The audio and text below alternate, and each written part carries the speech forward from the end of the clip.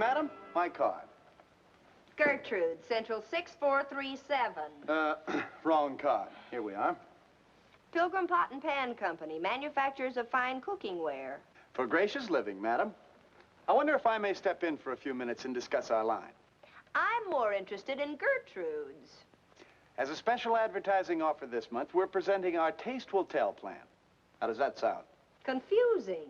Freddie, will you come in, sit down, and tell me what this is all about? I finally got a job. Now, I'll sit down. No, really, Margie, I'm a door-to-door salesman for Pilgrim Pots and Pans. And, Margie, have we got a gimmick. With no obligation on the customer's part at all, we go in, cook a dinner free of charge, using our own pots and pans. Get the angle? Not yet, but I'm in there fighting. Well, after each course is served, I go to the table with the pot that it was cooked in and give a sales pitch. After just serving the mistake, who's going to turn me down?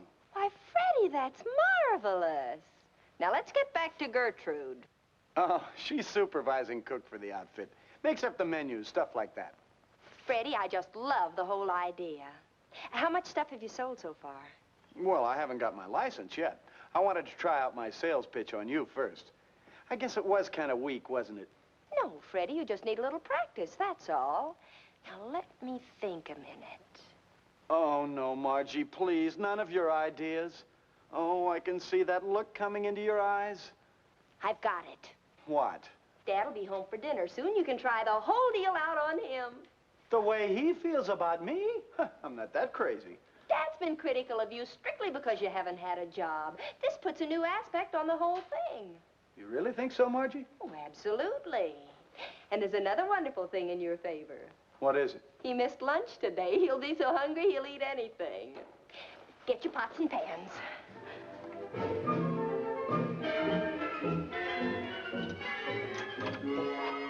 Margie, I'm home.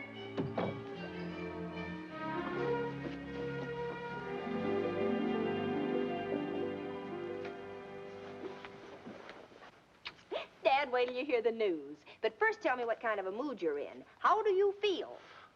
Sort of hungry. Can't you say real hungry? Okay, real hungry. Starved? Famished. Now, what's the good news? Freddie's here. I've lost my appetite.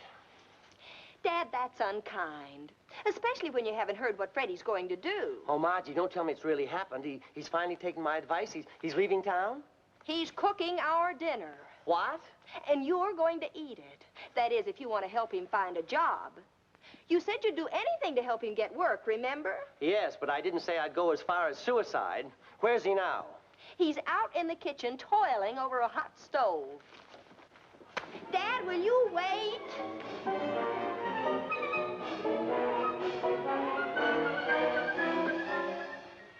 Mmm. What's the matter? Is that mushroom soup? Cream of mushroom, your favorite. Chicken? Roasted to a golden brown, stuffed with oyster dressing and... Well, what are we waiting for? Tell the chef the master has arrived. Oh, Dad, I knew you'd love this. Freddie? Hello, Mr. Albright. Freddie, what's this about your whipping up a little snack? Dad's ready for dinner, Freddie. Coming right up. I mean, very good, madam. You know, maybe I've been a little hasty in judging that boy. In a minute, you're going to have an entirely different opinion of him.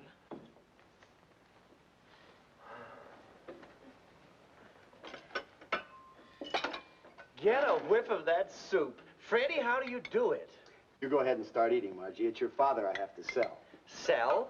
Mr. Albright, in affording you the pleasure of your first meal served in Pilgrim's hydroplated soup tureen, I draw to your attention the pungent aroma and distinctive garden-like flavor of the soup, captured by the seal-in process of Pilgrim cooking.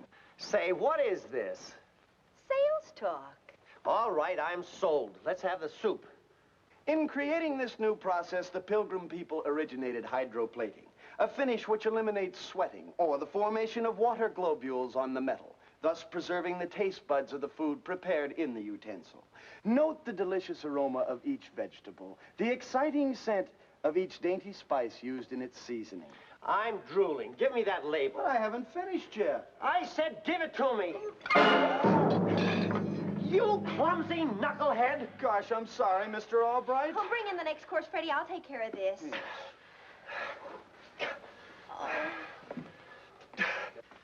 I'm starving and he has to yakety yak. Well, this is Freddie's new job, Dad. He's supposed to sell you the soup tureen. Oh, the devil with a soup tureen. I'm hungry. Well, if you'll only listen to him. I don't want to listen. I want to eat.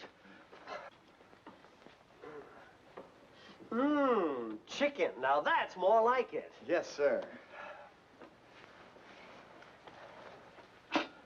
And now, Mr. Albright, before serving your entree from Pilgrim's new simulated stainless steel plated serving tray... Freddie, just a minute. What's the matter? May I ask you just one tiny little question? Why, of course. If I buy the tray, can we eat? Now he's spoiled everything. You're not supposed to buy it until Freddie finishes. Finishes what? His sales talk. I was using you as a barometer of sales resistance. Resistance? I'm so weak from hunger you could knock me over with a piece of wet lettuce. You may as well serve the chicken, Freddie. Okay. I can hardly wait. White or dark? Everything.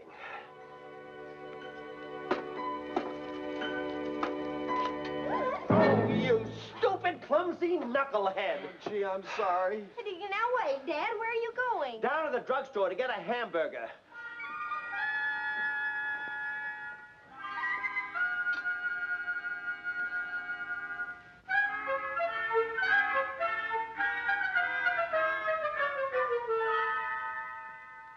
Nonsense, Mr. Crater. Who'll notice a black eye? Ah, don't kid me, Honeywell. This one sticks out so far you could hang an umbrella on it. I know, but we want to close a big deal with you. We don't want you sitting up in your hotel room all alone. We want to entertain you. I'm sorry. Till this eye gets better, I'm staying away from public places. I know what we'll do. We'll have dinner in my apartment. Fine, fine. Yes? Betty, call up the deluxe catering service. Tell them I want dinner for 3 in my apartment tonight. Have a man come over with a menu. Right away, Mr. Honeywell. I'm glad I thought of that. That solves all our problems, and we'll... Yep. Excuse me. Mr. Honeywell, do you know where my father is? Your father is out on a call. This is Albright's daughter, Margie. Margie, this is Mr. Crater, a prospective client. How do you do, Mr. Crater? It's all right. This is a pleasure. Now, Margie, remember our understanding. Mr. Honeywell and my father have the craziest phobia about me meeting their clients. Every time something goes wrong with one of their deals, they always blame me. How do you like that? You know how we men are, always looking for an alibi. Excuse me, Mr. Honeywell.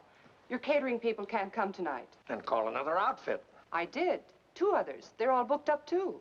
What do you need a caterer for? Well, Mr. Honeywell wants to... Never mind, Betty. That'll be all. Thank you. Yes, sir. Because of my eye, Mr. Honeywell was going to have dinner in his apartment tonight for me and your father.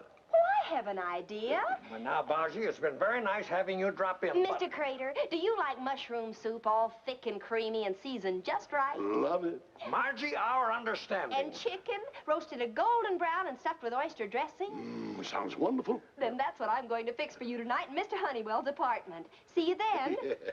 Margie. Oh, I won't need any money. I'll just charge everything to you. I don't mean that. Excuse me a minute.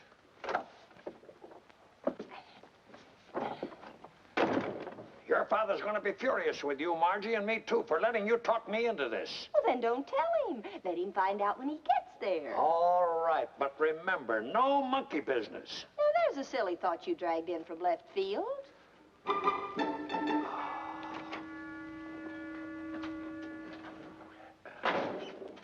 Lovely girl, Honeywell. Now I'm really looking forward to this evening. Yeah. By the way, we decided to make it a little surprise for her father, so don't say anything when you meet Albright.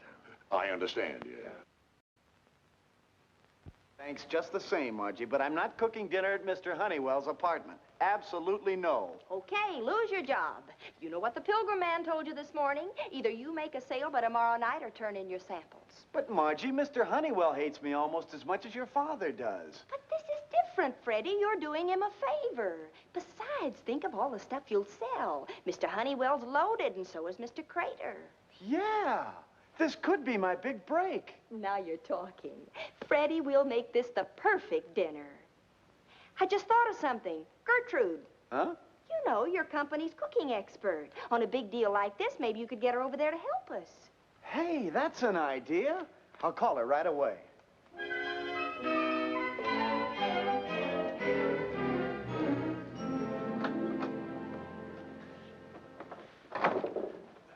Mr. Crater, this is Mr. Albright. Mr. Crater, it's a pleasure. Thank you. I hope you'll excuse the appearance of my eye. Mr. Crater had a little run-in with his competition a couple of days ago. Oh? I'm with BB Cookingware. I guess it's only natural that the merchandising tricks of the Pilgrim outfit burn me up. Pilgrim outfit? He got roped into one of those free dinners they give.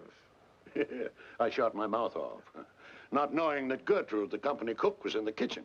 She came out and socked me right in the eye. I know just what you mean. I could have socked one of their salesmen myself the other night. Say, that reminds me, I better phone Margie and tell her that I'm dining at your place tonight. Margie already knows. Well, she dropped in and I told her you wouldn't be home tonight. Good. Well, shall we get started? Thank you.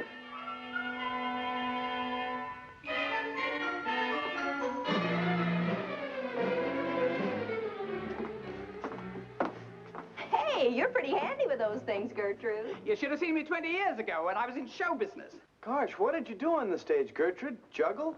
Are you kidding? I used to box. Here they are. Is everything all ready, Gertrude? Well, it will be as soon as you get them seated. Swell.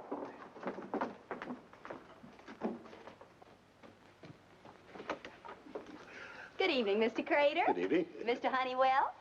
Margie, Hi, Dad. what are you doing here? Never mind what she's doing here. A little present for our charming hostess? Well, thank you, Mr. Crater. Have you lost your mind? I couldn't get out of it. Besides, he liked the idea. And have we got a wonderful dinner waiting for you? We? You and Mr. Crater will want to freshen up first. Oh, yes, yes. Right this way, sir. Margie, I want the truth. Margie, have you got Freddie here for one of those demonstration meals? Why, Dad, what makes you say that? Pilgrim?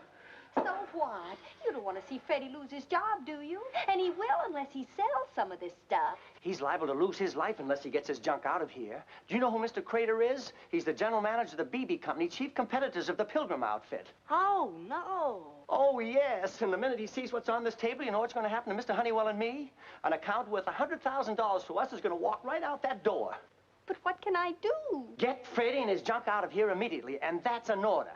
But dinner's all ready. It'll take hours for them to clean up and get the stuff out of here. Them? You mean there's somebody else here besides Freddie? The company cook, Gertrude. Oh, I knew it. Oh, there'll be a homicide. Why do you say that? Did you see Mr. Crater's eye? Gertrude gave him that beautiful shiner. Dad, I'll get them out of here if they have to jump out of windows. Oh, maybe there's still a chance. Get them to sneak all this junk out into the hallway and leave by the service entrance. I'll go and keep Honeywell and Crater in the bedroom. Well, sit down, gentlemen. We're all ready, aren't we, Margie? There'll be a slight delay. Why don't you take a walk around the block or something?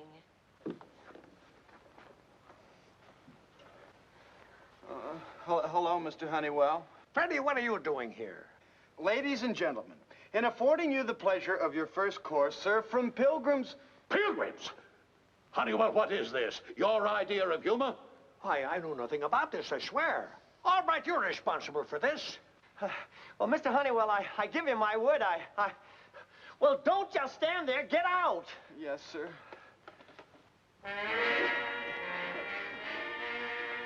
You!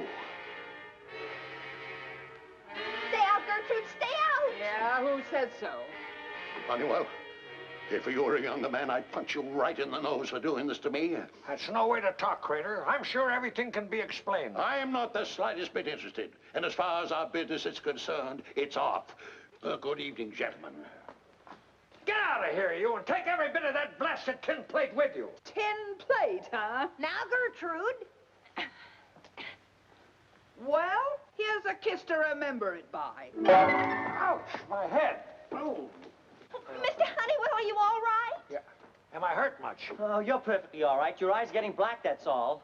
All right, you're fired. But Mr. Honeywell... You can't do that to Dad. It was my fault, not his. Get out, both of you.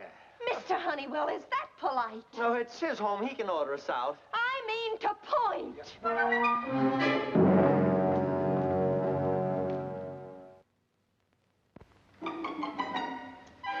Poor Dad. Yeah, looks like your father's really fired this time. And it's all my fault. Freddie, I've got to do something. Well, the way I figure it, it's all Mr. Crater's fault for being so one-way about things. Freddie, you just gave me the answer. Oh, Margie, there's that look again. Why can't I keep my big mouth shut? Yeah. I wonder how Mr. Crater would feel if he got fired. I knew it. Here comes trouble. Maybe it'd make him a little more charitable toward others. Margie, I beg you, let bad enough alone. Maybe the shock, the humiliation would soften him up. Then I could get him to go to Mr. Honeywell and intercede for Dad. You make the wildest things sound so reasonable. I'll call the local BB office and find out who's president of the company. And then, Freddie, can you borrow a Western Union cap from someone? Margie, this time I mean it. I'm not getting mixed up in another one of your wild ideas. Now, Freddie. I mean it, Margie. Really?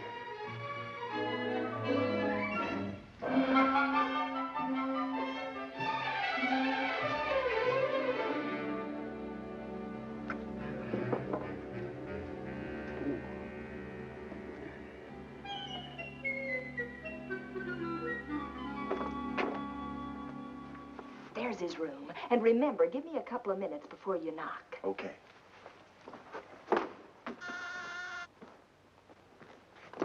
Yep. Well, May I see you for a few minutes, Mr. Crater? I'm sorry, but I've... It's terribly important, otherwise I wouldn't bother you. Oh, very well. Come in. Won't you sit down? Thank you. I can only stay a minute.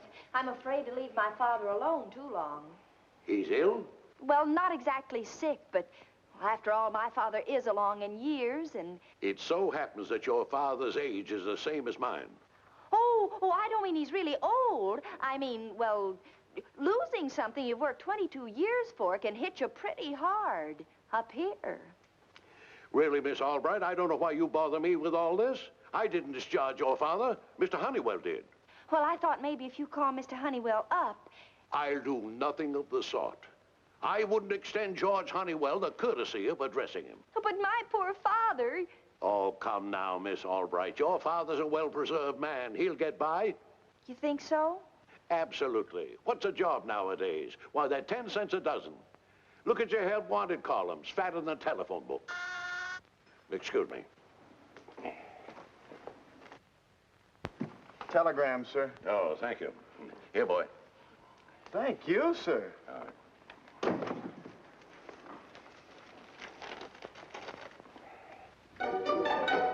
What? Something wrong, Mr. Crater? It can't be true. After I've given them the best 19 years of my life. Who? My firm, the BB Cooking Ware Company. Without a word of warning, they fire me. Oh, no. I'm an old man. What'll I do? Well, I get another job. Oh, come now, Mr. Crater. You're a well-preserved man. You'll get by. But when you lose something you work so hard for, it does something to you up here. You'll get another job? You really think so? Oh, they're 10 cents a dozen. Well, look at your help wanted columns. Fatter than a telephone book. Now I know what your poor father's going through. You know what I think I'll do? What? I think I'll call him up and offer my sympathy. Oh, would you, Mr. Crater? Then I'll call up Mr. Honeywell, and when he finds out you two are friends... I'm glad we're on the same team again, all right. So am I, Mr. Honeywell. You know, I'd have missed you. Now, don't ask for a raise. All I ask is that from now on, Margie stays out of our business. Oh, she will. I'm sure this thing has taught her a lesson. Excuse me.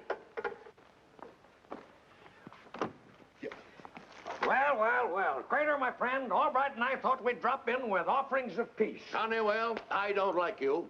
Margie, what are you doing here? Now, don't get excited, Dad. I can explain everything. All right. You have my deepest sympathy. I know what it means to be the victim of a heartless employer. Now, just a minute. All I can say, old man, is buck up. Chin up. Oh, Mr. Crater, I appreciate your sympathies, but Margie, something tells me that you better stay right here. Yes, Dad. Always remember I'm your friend. Oh, Mr. Crater, that's the best thing you've said. Now we can go ahead with our deal. What deal? You know, the one we were going to close last night between your company and Honeywell and Todd. That's all off. If he's your friend, why is it off? Because I'm no longer with BB Company. I've been fired. What? Yes, I haven't got the authority to even dot an I on the contract. Well, this is a fine how do you do. Hello? Yes? Buffalo? Yes, Mr. Beebe, this is Crater. I just got your wire. You didn't send me a wire. Well, I just received one signed by you saying I was fired. I'm not? Well, thank you, Mr. Beebe. I feel the same toward you. Yes, sir. I'm leaving tonight, and I'll see you on Monday. Goodbye, sir.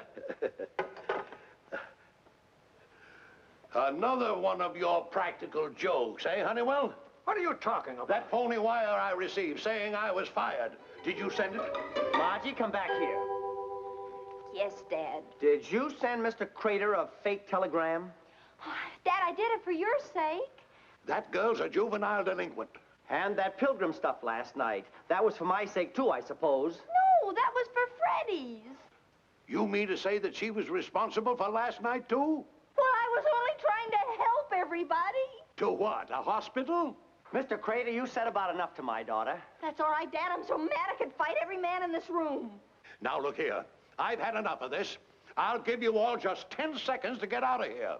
Now, just a second, Crater. There's no reason why you and I can't be friends. Honeywell, I wouldn't touch you with a 12-foot pole. And that's giving you 2 feet the best of it. All right, consider that insult your dismissal notice. Well, I hope you're satisfied. Thanks to you, I've lost my job twice in 2 days. And I hope you're satisfied, letting your childish fear of a competitor cause all this fuss and put my father out of work. I beg your pardon. When you got that wire, you knew how it felt to lose your job. You wrung your hands and moaned and groaned all over the place. Now, see here, miss. And then when you wanted to offer sympathy to my father, I thought you had some feeling. But you fooled me. You're nothing but a big stuffed shirt with a BB colander for a heart. Oh, Dad. Hello? Miss Albright, it's for you. Hello? I just made my first sale, Margie. Yeah, down here in the lobby. I got to talking to a fella, and he bought a pot. Well, that's swell, Freddie. Not so good here. It just didn't work out. Bye. Wait. Albright, I guess I have acted a little silly. Let's forget all this nonsense, huh? Do you mean it? I mean it. Any man with a daughter like yours deserves a break. I don't know how to take that. It's a compliment, believe me. And Albright, since you're no longer working for Honeywell, I'll make a deal with you.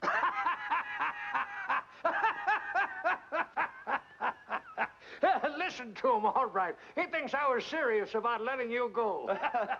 Well, Mr. Honeywell, just to show you that there's no hard feelings, I'll let you in on the deal with one proviso. Anything at all, name it. I want a new iron-bound contract, 5 years with no options. Oh, that's ridiculous, preposterous. All right, it's a deal. Good understanding between us, all right. Good relationship.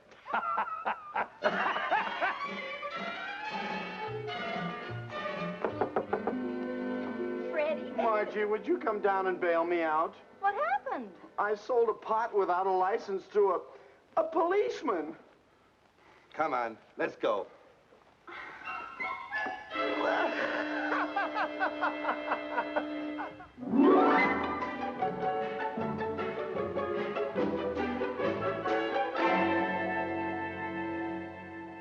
All right, so everything just happened to work out okay. You'll have to admit I cooked up a wonderful new deal for you. I'll say you did. You almost sent it up in smoke.